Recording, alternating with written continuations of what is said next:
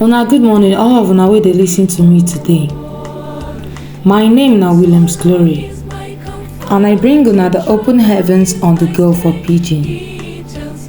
The Open Heavens devotional and daily message book with the General Overseer of the Redeemed Christian Church of God, Pastor E.A. Adeboye write. Today na Wednesday, 28th August 2024, and our topic today na personal devotion.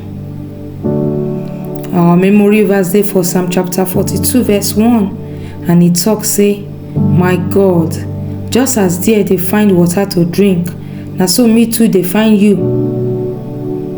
Our Bible reading dey for Psalm chapter 63 verse 1 to 8. "Oga, na you be my God, and e don tey wey I dey wait for you, because my soul dey hungry for you. My whole body dey hungry for you inside this dry and patch land wey no get water. I don see you for the temple, come see your mighty power and glory. Your love wey no dey fail better pass life, so I go praise you. I go praise you as long as I dey this life, and I go raise my hand come pray give you. Just as meat dey satisfy person, na so too you dey satisfy my soul. So my mouth go always dey praise you, and for night I no dey fit sleep because I dey think about how you help and how you take save me. I dey sing for joy because I dey under your shadow. I hold you tight because na your strong right hand dey save me." Now the message. You no fit dey close to person if na only for group una dey talk. If true you wan know the person and you wan dey close to am, you go need to spend some time alone with that person o. E dey important to do your family devotion if everybody for your family come together to study Bible and to pray together. And e also dey important to go Bible study and prayer meeting with other brethren there. But you no fit dey close to God if you no sit down alone with your Bible to study am, and you no fit spend time with am for prayer. This na your personal devotion time o. God dey follow what person talk, no be group e dey follow talk. Even for group sef, if God wan talk, e go address himself to people.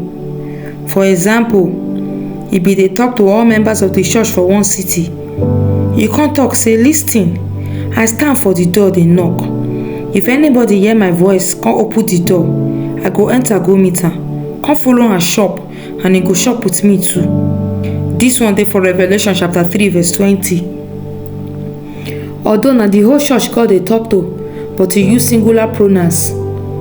Na the reason why many times if I dey minister and God wan give person miracle, he go talk through me say e get one person for here. E fit be say na 2 or 3 people go get their miracle because of that proclamation, but you don talk to them separate.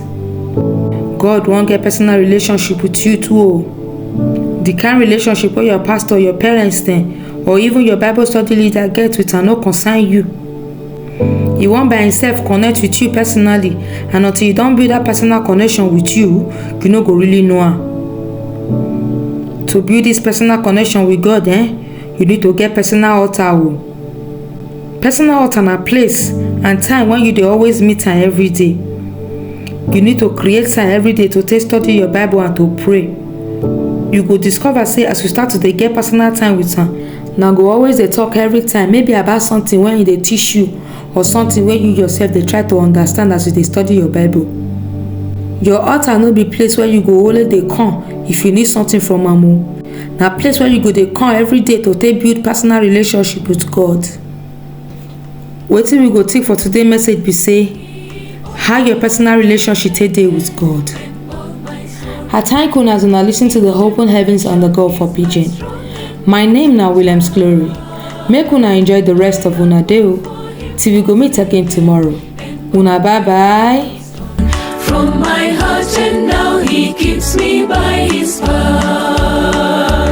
Though all the world forsake me and search and tempt me so, through Jesus I shall safely reach the goal.